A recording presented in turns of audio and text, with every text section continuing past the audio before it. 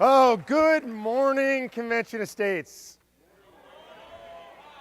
Okay, so first of all, I apologize for being so business casual. I got up this morning. I don't think I actually slept very long. I'm going to blame some of you who are out there for keeping me awake very late last night in the bar, or maybe it's the other way around. Maybe I was keeping you awake. You know, it's hard for me to go to sleep at night when we're here, and it's because I'm always hanging out with you guys. The best part of what I do here that I get to do is to hang out with you and really to be face to face. Yeah, it's such a weird thing that I do so often is sit in front of my computer with a camera on my desk and turn that thing on. And you guys all have seen my library office in the house. But when I turn that thing on, there's a bunch of bright lights right there in front of me, literally just sitting on the desk, and some are overhead. And so I flip all the switches on, and the little camera gets turned on, and the camera lens is maybe, arm's distance from my face. It's a DSLR camera. And so we've got the full studio set up there, but it's just me. Well, me and Levi, and sometimes Winston comes in and tortures me now. But all I'm doing is looking into a camera lens. And it's weird because I don't get any response, right? So it's just me staring into this shiny lens. And I know you're out there, and that's what makes it actually viable for me. It'd be so weird to just do it and not know you. I think it's when I watch these guys that are on television or on radio and their audience is out there and they don't do what I do, which is be out in the field and hang out with you guys, it must be much harder. Because for me, when I'm looking into that camera lens, I know that you're there. And I really appreciate it because a lot of people have come up to me and said, I watch, and this thing you said mattered, and this thing you said made a difference in my life or made me inspired to do more. That means a lot to me, just so you guys know. That's why I do what I do, and I couldn't do what I do if I didn't know you were on the other end. So give yourselves a big round of applause from me. I appreciate it so much. Has it been okay so far? Is it good? Man, I get goosebumps from everything that's happened already. Last night I prayed, man, just Lord, if it could just be as good as it's been so far. By the way, somebody lost a pair of reading glasses. Rita's over there on the side. She's got them if you lost your reading glasses. People are probably like, oh, wow, I thought I had my reading glasses. We're going to start like we always do, which is we're going to go to God. This morning, we had a prayer session over in Signature Room like we do every morning, which I love that we do that. And I went over there, and there was a special little ceremony that we did. We have something that some people go through in Convention Estates. Some people want to kind of do a deep dive and really build a relationship with the Lord. It's called the Shawl Series. And so it's a one-on-one deal. It's 8 months to a year, and I'm one of the people who went through it first, me and Mike Ruthenberg, who's standing right over there, my best friend and COO.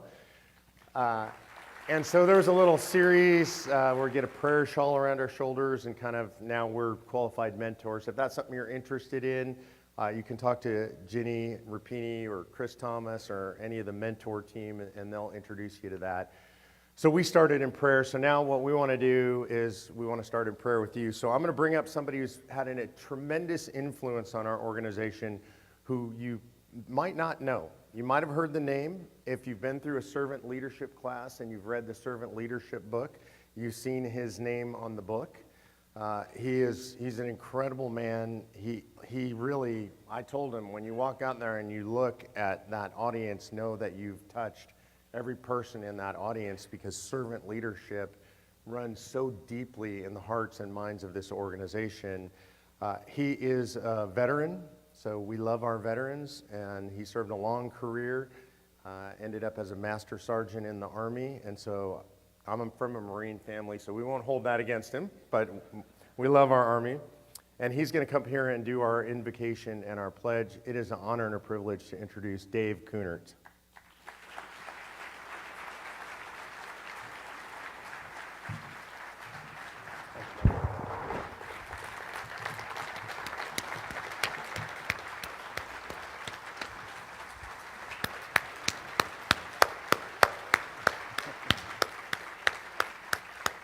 Thank you.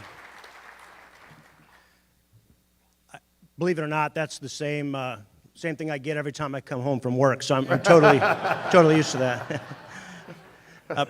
Please pray with me.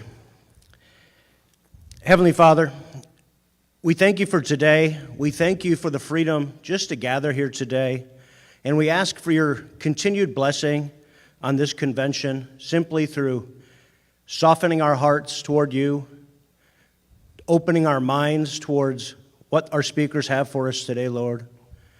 Please continue to bless us throughout the day and throughout tomorrow, and safeguard us on our travels home. In your name we pray. Amen. Please stand for the Pledge of Allegiance. I pledge allegiance to the flag of the United States of America and to the republic for which it stands, one nation, indivisible, with liberty and justice for all. Thank you, sir. God bless you. Oh, man, my heart is just overflowing. Are you guys having a good time hanging out with each other?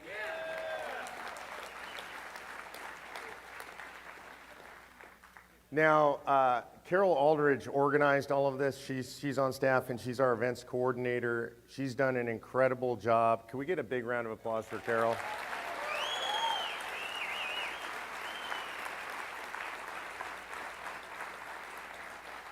I haven't told her yet this yet, but I think we're going to do these every month. Does that sound pretty? I think I just lost my job. I want to talk to you this morning about the state of play in America generally. I think America is coming apart at the seams. Anybody disagree with that? You know, people seem to hate each other. Left and right, Democrat, Republican, believer, non-believer, gay, straight, black, white. It's just men and women. Wait, that's not a thing anymore, is it? It's coming apart. People seem like they can't get along. They can't talk to each other. Sometimes you watch the news and it feels like it's worse than it's ever been. I watch the news and I feel like, and I'm 60 years old, it's worse than it's ever been in my lifetime. Maybe it's never been like this in the United States of America. It feels like we're two separate countries. We can't get along with each other. I look at this and I see this happening in the country, and I feel like we're coming apart. I call it the Great Decoupling is happening in the United States of America. And it's happening socially. It's happening inside families. It really accelerated when Trump was running for president and got elected. We're doing business with different companies now. We're being censored on a lot of the social media platforms, so we're seeing new social media platforms rise that are catering to conservatives. So that means we're kind of speaking into echo chambers. I worry a little bit about that. I think about it. I don't want to give my money to woke companies, right? I want to give my money to people who believe the way I believe. Companies are in the fight. You know, they're excluding us. Credit card companies now say that they're going to track people who use their credit cards to buy guns. Patronize your local gun shop in cash now. I'm just saying. The Great Decoupling is taking place in America. People are very worried about this. I'm not the only person talking about it. I hear it on television all the time. You can hear it on Fox News. You can hear it on MSNBC. It's bad. You know, when you look at the state of play in the country right now, you look at what people think of each other, and you heard Steve Dace talk about the idea of even civil war. It's bad. You know, the interesting thing, if we look at American history, all of American history, go back to the pre-revolutionary period, the encouraging thing to me is it's always been exactly like this.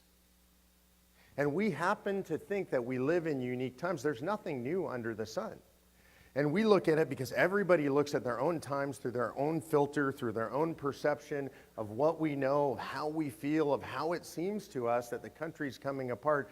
But this country has always been coming apart. If you go back pre-American Revolution, right, you've got the colonies. And the colonies largely hated each other. They were like foreign countries We forget that very few people had traveled. You heard Colonel Mason, he had never traveled out of his own colony, right? Before the convention, out of his own state under the Articles of Confederation, never been out. He didn't know people in other colonies. They were foreigners. And in large measure, they were Christian sectarians and they were blasphemers. Like if the people in other colonies, you didn't understand their culture, you didn't understand their religion, they spoke differently, they had different dialects. I mean, mostly English, of course, but different dialects, different mother countries people had come over from. There was a lot of dissent and dissension. And yet, what happens is there's an existential threat. The king threatens the freedom of the colonies. Parliament, they issue the declaratory acts, and they say, we can tell you what to do whenever we want, however we want, and you have to go along. And so there's an existential threat, and the colonies and the colonists link arms, and they fight a war, our war, the Great American Revolution, where the country is born. And you know the story. I assume you know the story. It's not the 1619 Project, in case you're wondering. And liberty is victorious. And the United States of America is born. And you would think after fighting a war together, after being in the trenches on the battlefields together, literally units from different colonies, from different states, there are together, and they fight this war, that it would be like the band of brothers. They've come through this together, they're victorious, and so now, and you guys know this from American history, now everybody just gets along perfectly, right? It's not what happens. In fact, they dislike each other so much, they distrust each other so much that they form the Articles of Confederation. And because I know you know your history, you know that doesn't work. And it doesn't work because they create a form of government specifically designed for people who really, really hate each other. Because that government says, look, I'm not giving you any power. I'm not letting you tell me what to do in my state. There's no way I'm going to let you tax me. I'm not going to let you pay for a standing army with money from my state. So there's no power in the central government because they distrust and dislike one another. And so it fails. And so they come back together in 1787. We know the story. They're there in Independence Hall. They're debating and drafting the Constitution. Now, the great thing about when they get together in Independence Hall is those men are so perfect and so godly and so without ego and so humble, there's not a single argument in convention. They just love each other. They sip tea at night. They drink a pint of ale together. In like 3 days, they whip out a Constitution, right?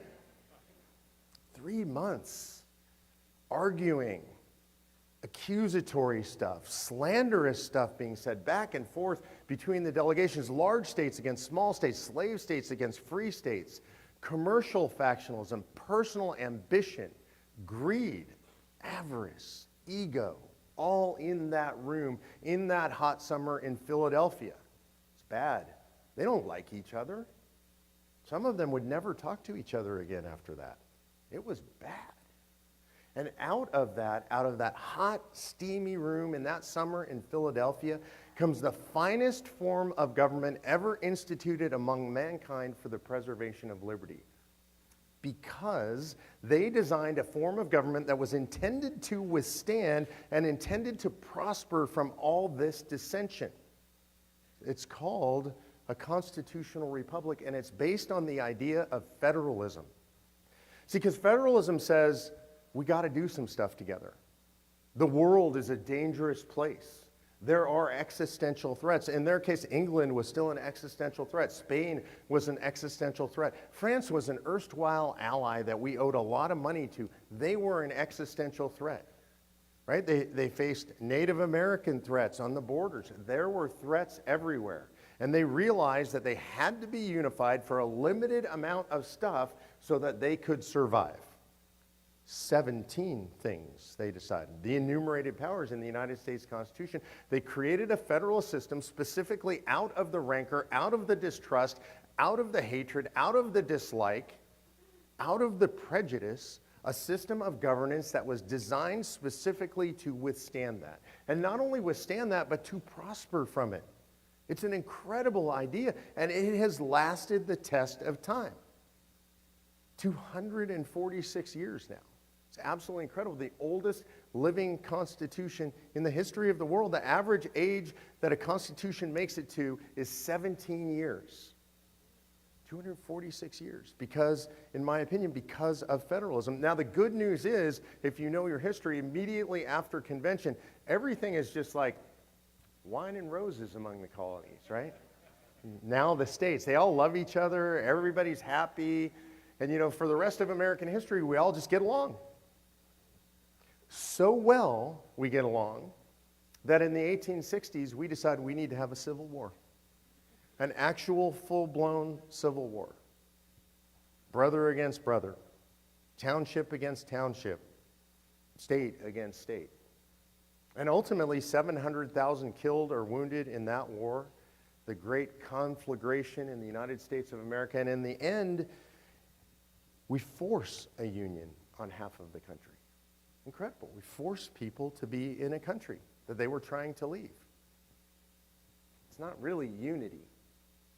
We have this national catchphrase, I call it. I don't even really like it, to be honest with you. It's e pluribus unum, from many one.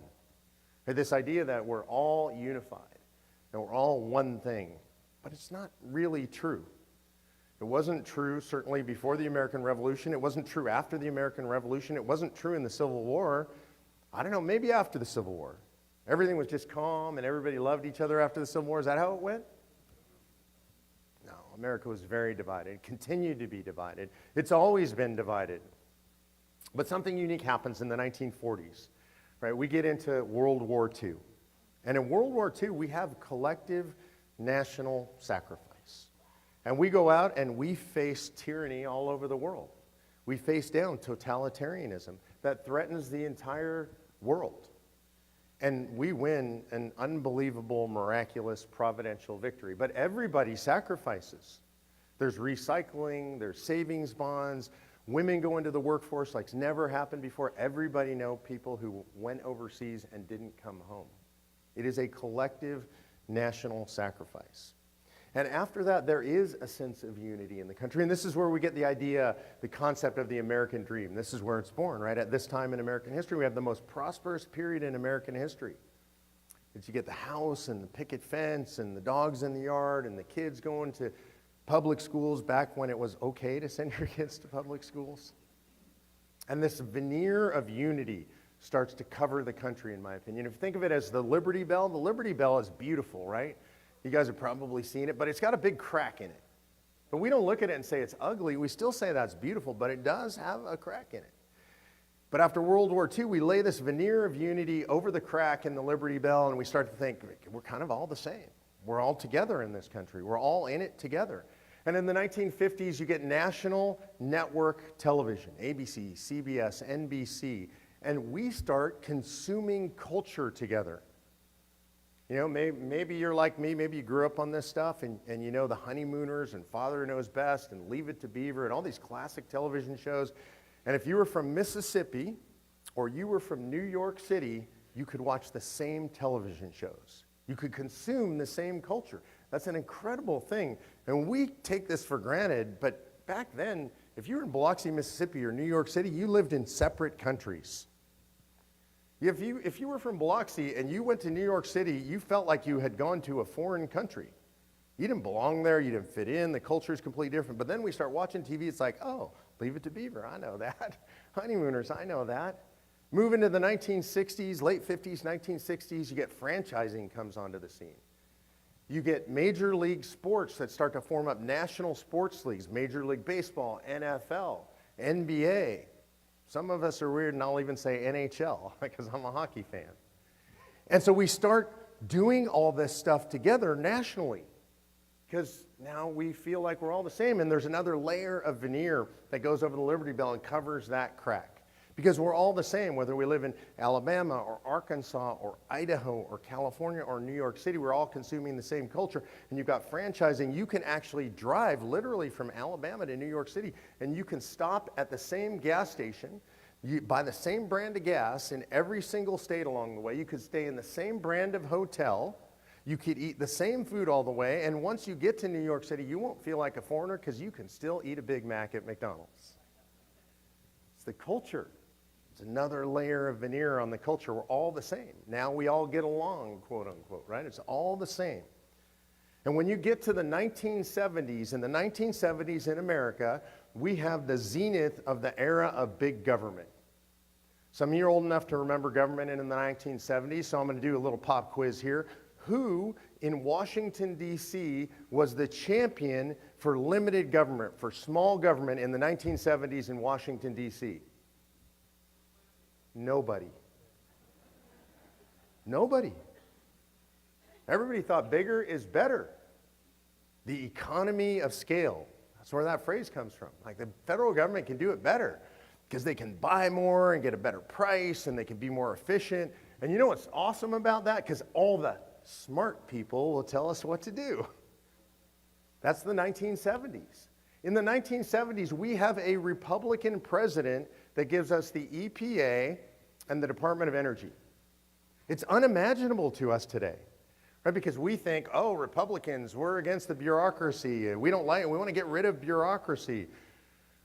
Richard Nixon gave us the EPA and the Department of Energy. So this is an incredible thing in American history. Nobody's arguing against big government, but something is happening in our society by the 1970s under that veneer of unity. We think we're all the same, but in the 1960s, there's a pivotal event that takes place in the United States of America, and we get involved in the Vietnam War. And the Vietnam War takes place, and honestly, a lot of what's going on in society today feels a lot like that. People are marching in the streets. People are actually throwing Molotov cocktails at police cars, right? You got half-naked people with body paint in the streets on psychedelic drugs saying, make love, not war. You know, if you're a guy like me, I was just a little kid back then, but if I'd been an adult back then, I'd have been looking at that exactly like I looked at the riots in 2020. I've been thinking, what in God's name is going on in this country? I don't know, who are those people? I don't understand. Psychedelic drugs, make love, not war. I support the military. I'm a Christian guy. I don't get all that stuff. So that crack in the Liberty Bell underneath that veneer starts to get a little bit bigger. And I'm going to fast forward us so I don't run out of time here, but if you fast forward us in American history to today, and if I'll give you my perspective, you know, I'm a 60-year-old white Christian conservative gun-toting Tea Party guy. That'll get me kicked off a lot of television networks, by the way. This is what I see when I look out across America. What I see that completely blows my mind is I see people who actually say openly that you should be able to kill babies up to 9 months in the womb, and frankly, if you're in Virginia and the old governor there, maybe after they're out of the womb. Infanticide, like people are actually talking about this like it's okay, like it's not some kind of weird primal sacrifice, right? Like it's not evil. We've got people saying that it's okay to mutilate children, to pump them full of chemical castration drugs. They want to teach our kids, our grandkids in schools that boys can be girls and girls can be boys and that there's no definition for what is a woman.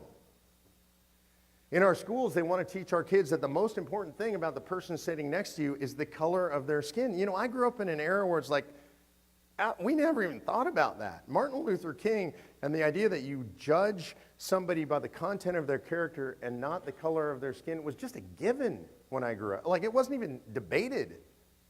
And now they're telling us it's the exact opposite, right? It's the color of your skin that matters most. That will determine your destiny. It will determine whether you're a victim or whether you're an oppressor. This is what they're teaching. There's no consequences to sexuality or to sex or to immorality. And I'm looking out at that and I am saying, I don't understand what the hell is going on in this country. Now I look at that and I say, that's evil. And I look at that and I think, I'm not sure I can live in a country with those people. I'm not sure I want to live in a country with those people. That's kind of Civil War thinking. And then I want to give you a different perspective. Because if this were a conference and we were on the left, it would be very different than this. I mean, first of all, there'd be a bunch of guys in dresses, so I would not feel comfortable there. But in all seriousness, they would look at a guy like me and this is what they would think. He's a racist. He's a homophobe. He's a transphobe. He's an Islamophobe. He's a Neanderthal. You know, he's one of those crazy Christians who believes in a bunch of voodoo from the Bible. And they would literally say he's a Nazi. It's especially ironic for me. You know, some people know this, some people don't. I'm a Jewish Christian, both sides of my family Jewish. And they would say, I'm a Nazi. And they would say, I'm not sure I want to live in a country with people like him, with people like you. So we come to this moment. Something is going to happen in this country. I don't know what it is. I can't predict. Only God knows what's actually going to happen. But something has to happen. Something has to break that pressure. Because this veneer of unity, that's cultural unity, this idea that we're all the same and we can all be governed in exactly the same way, it's all going to be from Washington, D.C., that veneer is completely torn away, and that crack in the Liberty Bell is very obvious in our society. And it could split the bell. Dave's talked about it. It could result in a civil war. So we have two choices as I see it. We're at a proverbial fork in the road, and one choice is secession, revolution, civil war. I so appreciated what Steve Day said, because I get people in our movement, I'm in the conservative movement, who come up to me, all we need is a good civil war. They have no idea what they're talking about. I know we got a bunch of veterans in the room. We probably got combat veterans in the room. I've never seen combat. I'm not a veteran. I don't know what I'm talking about, but I'm going to tell you, every one of them I talk to would tell you, you're out of your mind if you think we want a civil war. Because if you haven't seen that, if you don't know what that actually is, you don't know. If you want to know, if you want to get the closest look you possibly can to what that looks like, look at actual video on the ground in Ukraine today. And what you will see is dead children in the streets. What you will see is families bombed out of their homes. What you will see this winter is people freezing to death. And that's what would happen if we had that in this country. That is one potential path. Steve Days talked about that yesterday. It is potential. The country's coming apart. That is one way a country comes apart. People talk about secession. Look, I'm from Texas. Texans love to talk about secession. Texas is the best place. It's big. We can do anything, right? Really? Because as I look at Texas, I live just outside of Austin. Austin's blue, Dallas is blue, San Antonio is blue, El Paso's blue, although looking better, I have to say. But all the major cities in Texas are blue. How do you divide Texas? I mean, theoretically, I guess you could kick all the liberals out of Texas. I mean, that might sound good. Probably not practical. I got friends in Texas who would help me with that, though. So if that's not it, if it's not secession, if it's not revolution, if it's not civil war, then what is it? The country is coming apart. The Great Decoupling is taking place, and there's not a dang thing any of us can do to stop it. So if it's not all that stuff, what is it? What's the solution? And as I started to think my way through this, I did not have a conclusion. I was just watching what was happening as an hopefully astute observer of politics, of sociology, of what's going on out there in America, because I travel around and I hang out with y'all and I see it up close and I hear it from you. So what's the solution? The solution that's not violent, that doesn't lead to bloodshed, that allows us all to live together, was designed by the founders in 1787 in Independence Hall, and it's called federalism. See, because federalism is designed for what? People who don't like each other. The way it's always been, the way it was back then, the way it was in the Civil War, the way it is today. And federalism says that if I don't really like you, if I don't really get along with you, if I don't really want to do a lot of stuff with you, if I don't want you telling me what to do in my state, where my culture in Texas is different than your state and your culture and wherever else you live, then we can live together in a federalist system. So how do we get there?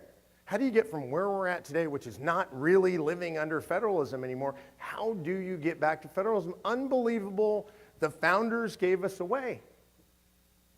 Anybody know what that might be? Call a convention of states. Right? So how incredible is this that you live in a moment when the tool that the founders gave us for the preservation of the nation at a time when the nation is coming apart is in your hands and you know about it. And you go around, I know you talk to a lot of people, you've been seeing the elevator speeches for how to talk to new people. Most people that you mention Article 5 in Convention of States have no idea. Article 5, is that the 5th article in the New York Times? What is that? I don't know what that is. But you have the solution. You have the way to repair what ails the nation. Because the truth is, we still can live as a country. We can. Because we got to let the states be the states. We got to let individuals in the states live according to the cultures of their own states, live where they want to live, be how they want to be. If you're like me and I lived in California and eventually I was born and raised there, it just got too crazy for me. I can vote with my feet. I can move to Texas and live in a place that has a different culture. That is the essence of federalism.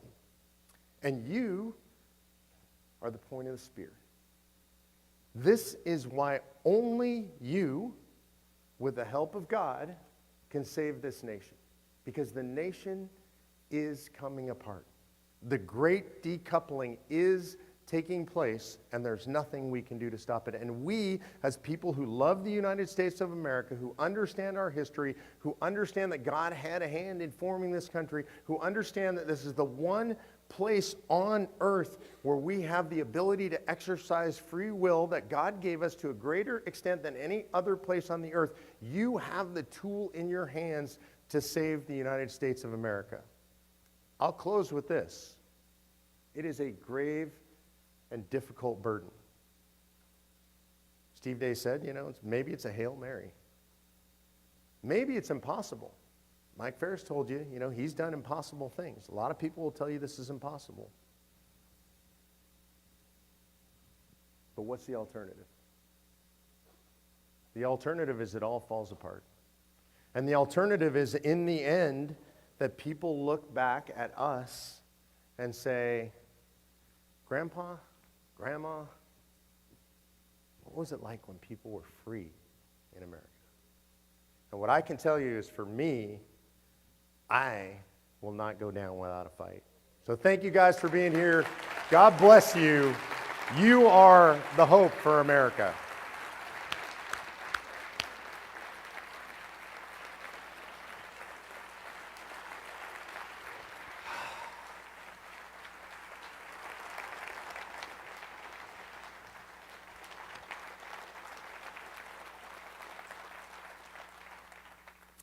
Okay, so this is my favorite part of everything we do at these events. I love all of it, so every part's my favorite part maybe.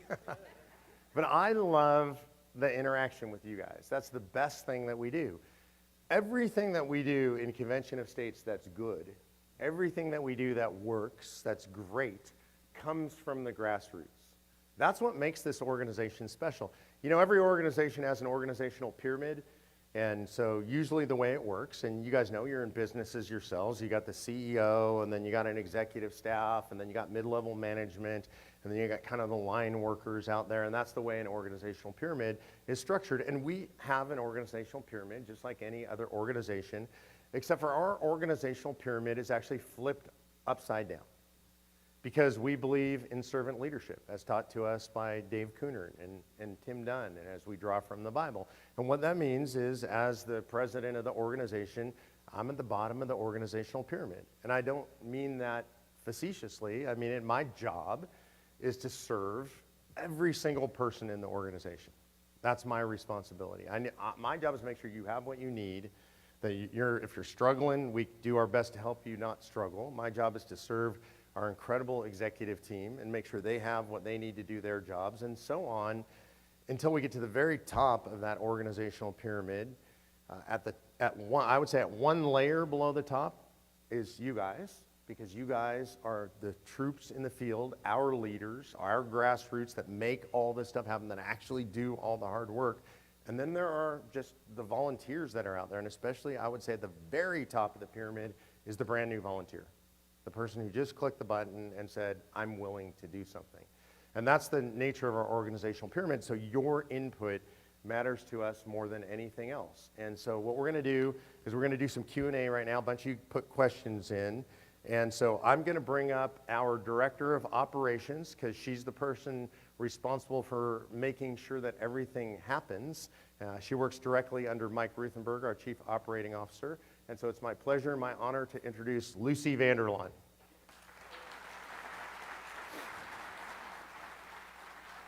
Yes, sir. Okay. Thank you. So I heard a rumor you've got some hard questions for me. I do. Okay. And they're from those in the audience. But my first question is actually from me, which is a lot of people have heard the story where I criticize you for some terrible socks you have worn. So I wanted to know what your socks are, if you could show them off. Okay, yeah, we'll show socks today. So this is actually, it's not a COS pair. That's my favorite pair of socks. Okay, so the story briefly, for those of you who don't know, is one morning I was on Fox and Friends with Pete Hegseth, and I was sitting like this, right? Just normal posture, and Pete was sitting in a chair like this, and he was wearing some beautiful, I think there were some fire orange socks, crazy stuff. And I called Lucy afterwards because I like to have people critique what I do when I'm on television. I said, how was it? She said, oh, it was a great hit. Yeah, very good. I thought everything went really well. Pete's awesome. And she said, what's with your socks? Yeah, I don't know. I was wearing dress socks. Like, what do you mean? And she said, you're wearing old man socks. Like, take a clue from Pete, go back and watch the segment and get some real socks. So now you'll notice, generally speaking, I'm not wearing quote-unquote old man socks. So thank you for the fashion tip. I'm glad I didn't get the opportunity to embarrass you today. I'll try again tomorrow. But yes, so we're going to jump right in. The first question is from Mark White in Hawaii, who asked... Front row, as always. Yes, flew the furthest. We know that one. Okay, so his question is, as decoupling increases federalism, how do we hold the country together? Are we going to need a unifying event like a world war? I hope not. Though I got to say, with what's going on out there right now, we're closer to world war certainly than we've been at any time in my lifetime. And we had the president over the last couple of days, I don't know if y'all heard, openly talking about nuclear war. Like, this is just, in my opinion, highly irresponsible, but actually maybe real. It's not necessarily that what he was saying was untrue. It's something that he shouldn't be saying out loud. Yeah, of course, that I think would unify the country. And we saw this after 9/11. The country for a short period of time was highly unified by a really terrible event. I hope that's not what it takes. What I actually think could unify the country, believe it or not, is calling a convention of states. And this is something that I think a lot of people fail to understand, that if we could get together and have a national discussion around the idea of what is the proper role of the federal government, I think that would be a unifying event. And also it gives us a chance to say to people who are very different, look, I don't want you to be like me. I actually respect the diversity, right? Not the diversity of skin color or whatever, but different ways of thinking, different ways of living. I respect that, and I want a country where that's respected. So I think the unifying event actually could be a convention of states. I think too, I mean, that's a historic event, obviously calling the first convention of states. And so, you know, in a sense, not just those who are at the convention or us who support it, but those all across the country are going to be tuning in. It expands more than just us in this room or those volunteer activists that we have all across the country. Yeah, I think, you know, we would actually see, it'll be the biggest, literally, the biggest political event in the history of the world. And that's not hyperbole to say, like, I'm not trying to be, to speak overly broadly or overly enthusiastically. Imagine that we gather in convention, kids in schools will be watching it. And when I say kids in schools, I mean from kindergarten all the way through postgraduate schools. It'll be turned on in TVs in every break room, in every company around the country.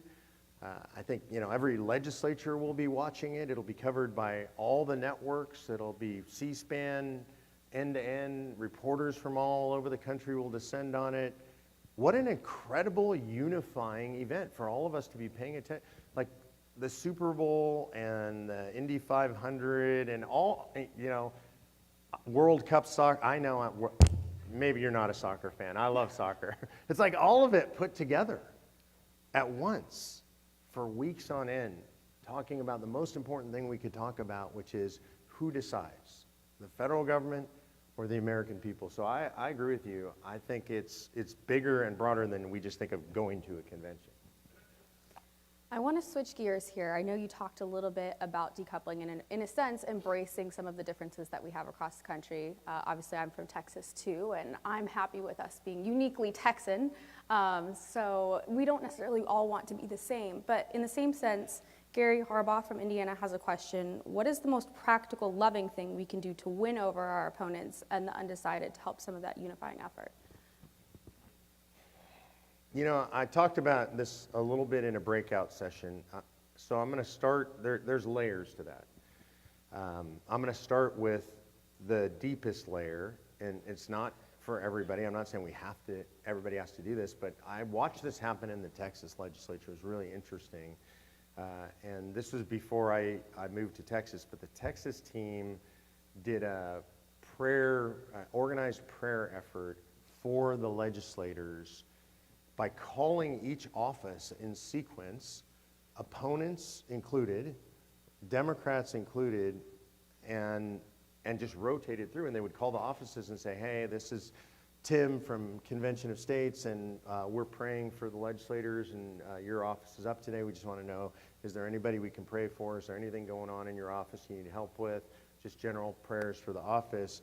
And what I saw, what they saw, and what was reported by the team was this incredible shock in a lot of cases, right? That offices who thought, well, wait, you're my enemy. What are you calling my office for and praying? And it opened hearts. It didn't necessarily, by the way, change minds, which is okay. But I think it created this sense of goodwill that was really strong. The second thing I would say is, and I find this very difficult personally, so it's not, a lot of times I'm telling you things that I'm sort of preaching to myself so that I remember it. Mostly, our opponents are not our enemies. Mostly. There are enemies out there, trust me, and they're leadership. So we always want to acknowledge that there are enemies, the enemies out there, but most of the people in America who believe very differently than us, they're not evil people. They're not bad people. They believe things that are different than what we believe. We might even think some of the things they think are evil, but they've been taught that stuff. They live in an environment where that's all they've ever heard. So if we can treat our opponents as opponents, that's okay, and know that we're facing off against them in the field of political battle, but not see them as enemies, I think that's a practical way internally that we can take the right posture with people. Yeah, nobody ever convinced someone through hate. Yeah, or through yelling at them or argue. Like if you want to convince somebody, don't argue with them. There's a difference between, and I get this in grassroots all the time, Lucy, where people they really want me to go debate somebody, right? And the purpose of a debate, and this is important to remember this distinction in your own life, the purpose of a debate is to win. And in that win, part of the purpose of the win, and this is going to sound really aggressive, and in a sense it is, you're in a combat when you're in a debate. If you do really well in a debate, your opponent is not convinced of your position. They are humiliated and defeated. And they will leave, and they will not agree with you, and they will not have learned anything other than they probably like you less, right? And sometimes that's appropriate. I'm not criticizing that. I've done lots of debates, and I want to undercut my opponent, and when they leave, I want them to feel the wounds because I hopefully was successful in that debate arena. That's not how we should be most of the time. So sometimes people want me to debate. I don't want to beat somebody up. I don't want to defeat them. Look, it feels good. I'll be honest with you, on just a very visceral human level, going in, duking it out, knowing you won the debate, you scored your points. But what I really want to do is have a discussion with somebody. Because if I have a discussion with somebody, I might win their heart.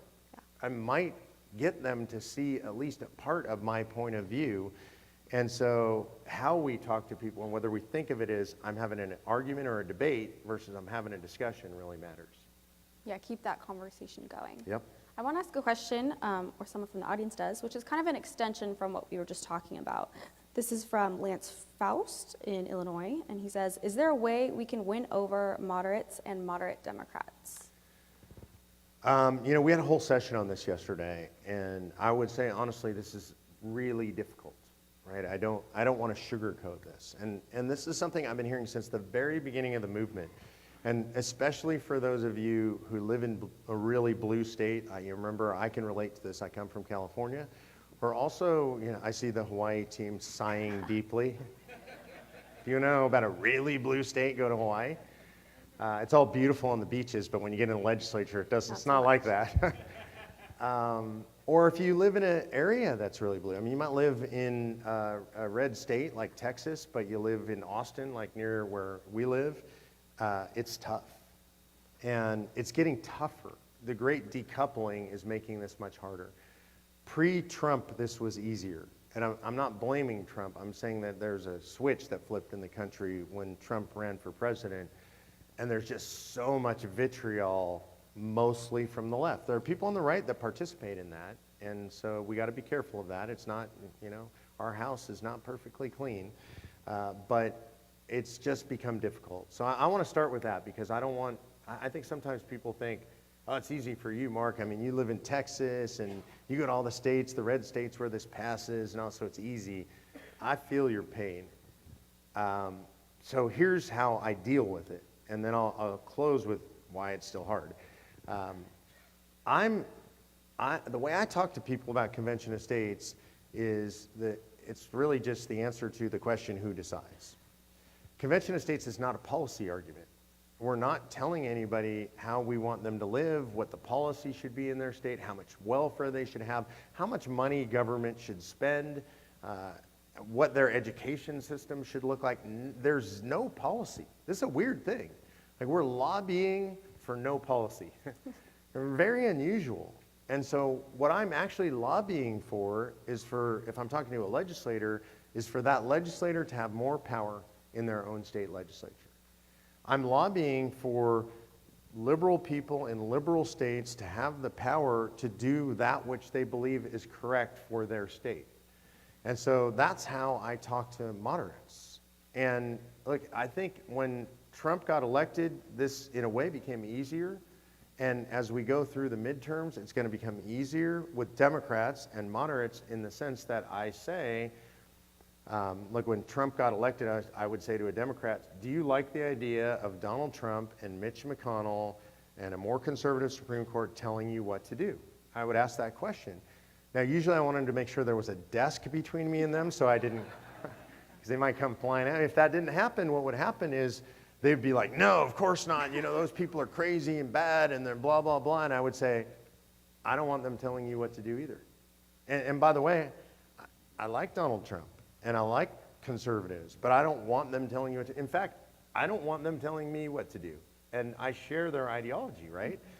Because what I want is for people in the states to have the power to decide for themselves, to answer the question, who decides with they should decide for themselves. So to me, that's the best argument for moderates and moderate Democrats. Thanks for sharing some of that, Ian. I know individuals saw some of that conversation yesterday and got to see it more in depth, and It was really engaging to understand that in a sense, we can unify over our differences. We understand that we all share different sets of values, but having that control at the state level really allows those states to embrace what they want seen in their state. So thank you for that answer. Hey, one last thing I want to add on this, because I get asked this all the time. Our website is red meat for conservatives. Am I right about that? Yeah? We can clap for that, but if you're in a Democrat state or you're dealing with a blue area, that's tough. Right? Because you tell somebody and then they're interested and then they go look and they see Mark Meckler and Mike Ferris and Mark Levin and Sean Hannity and Ben Shapiro and they go, ah! Well, maybe they don't use the sign of the cross, but whatever I don't know what their symbol would be, whatever pronoun they would use. But we've had this problem for years and there isn't a fix for it. It's not that we can't find one, I'm convinced there isn't one. And here's why. Because we're actually honest.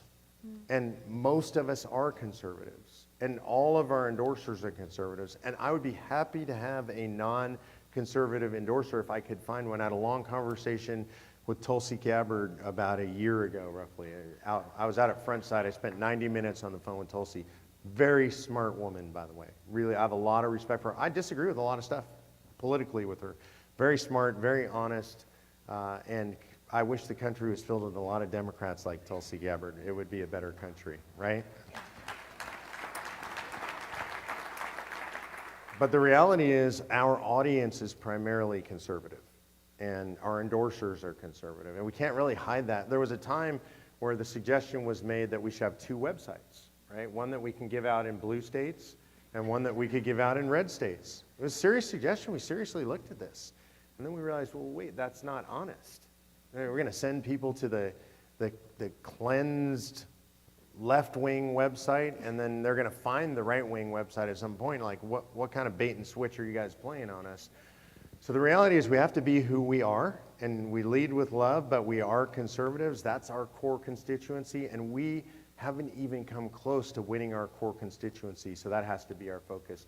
We'll win our base first, and then we'll go beyond that. That doesn't mean we should stop talking to Democrats or people on the left or moderates.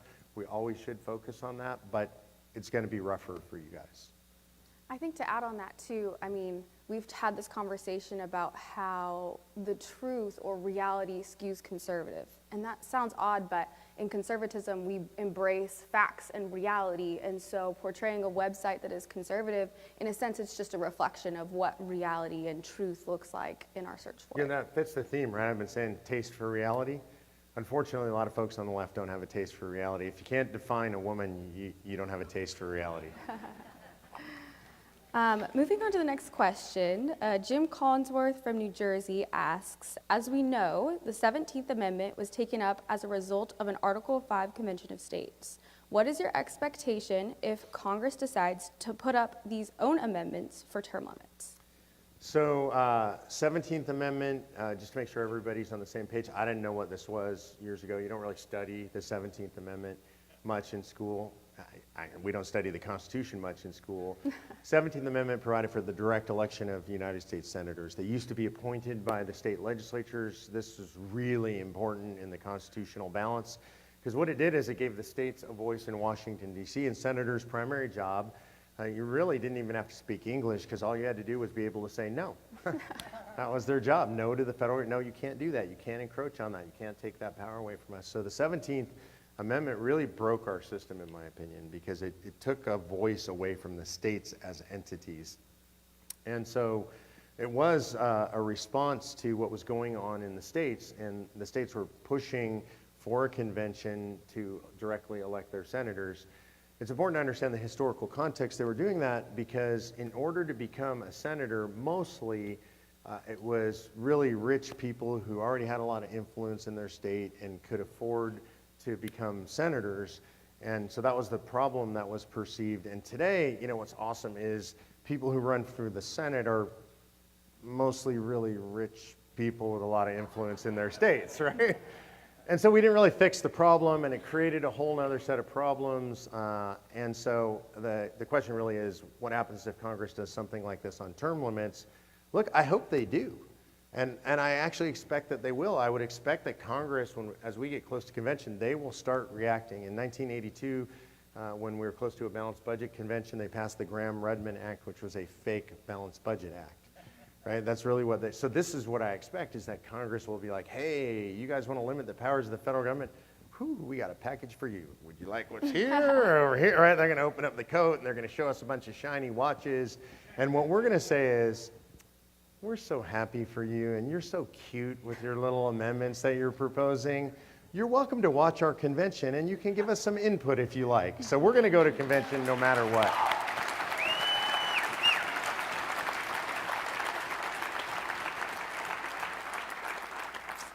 The next question is from Shelley Harrison from Missouri, and she asks, the federal bureaucracy seems so deep, so wide, and so powerful.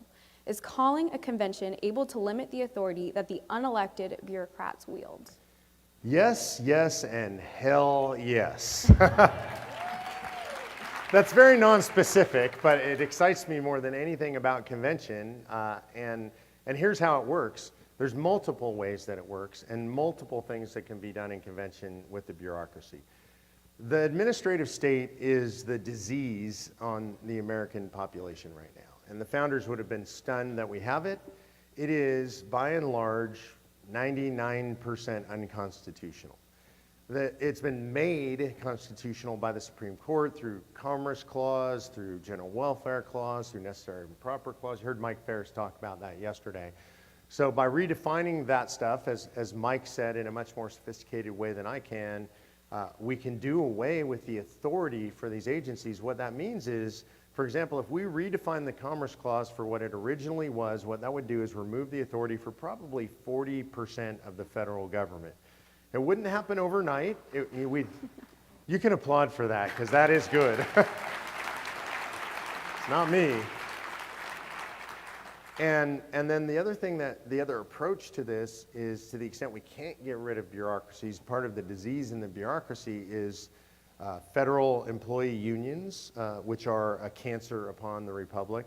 By the way, the great conservative Franklin Delano Roosevelt said that public service and unionization were incompatible.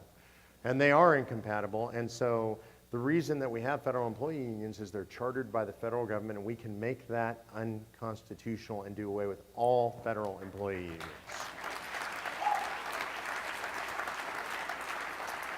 And then finally, on that subject, to the extent that we still have administrative agencies, we can, under the Term Limits Clause, term limit federal officials, and that includes bureaucrats like maybe Dr. Fauci types, right? And set it so that it's not a lifetime career track to be a federal bureaucrat. That's very unhealthy. The founders wouldn't have tolerated that, and it's destroying the republic, so we need to fix those things. Well, we're at the end of our time here, but thank you so much for answering questions from the audience, and thank you all for submitting them. It's been a great conversation. Thanks for asking them. Appreciate it. Lucy Vanderlaan, our Director of Operations.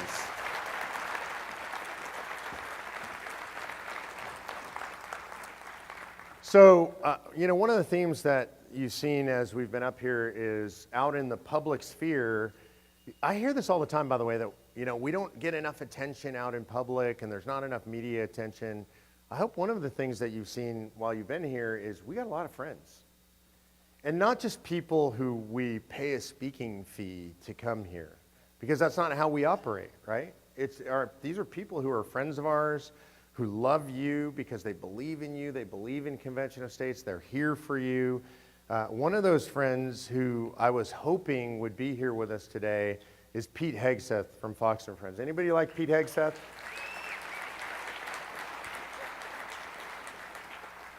I got to tell you a funny side story about Pete Hegseth. So I've traveled with Pete a bunch. He doesn't charge us to travel. It's the only cause that he takes up other than his job at Fox. Pete has a blended family, 6 kids. He's incredibly busy.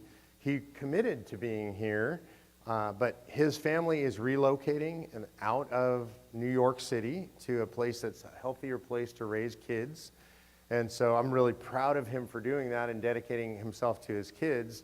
And so there's a move going on and just kind of a jumbling of the life. And he called me up and he begged mercy because he said his wife told him that if he travels one more time this year, he may not have a family to come home to.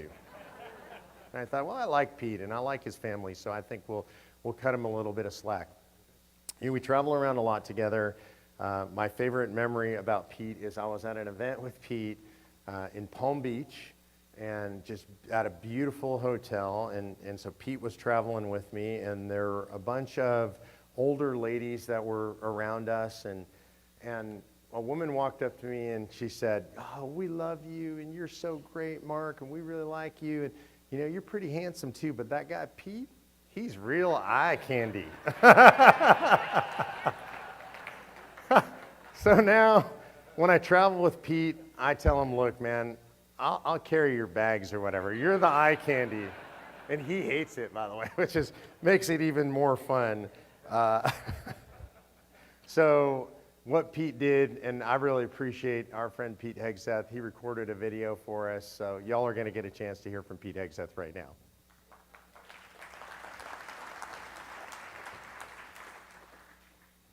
Hey everybody, it's Pete Hegseth here. I am so sorry I can't be with you in Orlando at the Reclaiming Liberty Leadership Summit. It just didn't fit into my schedule this year, but if you know me, if you know Mark Meckler, if you know my passion for Convention of States, you know I am right there with you. I believe there is no greater cause, I mean this politically, in our country, besides advocating for our Lord and Savior and saving our schools and all the things we talk about all the time. Politically speaking, constitutionally speaking, There is no more important cause than conventional states in Article 5. It is the revolution without the bullets. It's the only thing we have in our grasp to rein in the federal government. We got 19 states. We're soon to have 20. And by the time we ramp up to 30, people are going to take notice. You know the left already is. So I salute all of you for your efforts, for being there in Orlando. I look forward to seeing you all soon. I really regret I can't be there, but I'm with you in spirit. I love what you're fighting for, and God bless our great republic. Okay, now I need a favor from you guys, all right? So I want to send Pete a video clip. And so what I'm going to do is I'm going to say, what do y'all think of our good friend Pete Hegseth? And I need you guys to give him a rousing round of applause, okay? You ready? We're going to clip this out, so he's going to see you guys. So here we go. What do y'all think of our good friend Pete Hegseth? There you go, Pete.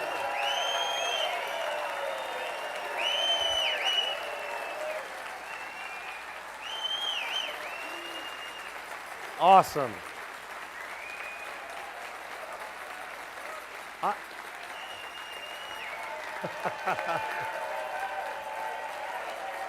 All right, that's enough. That's enough.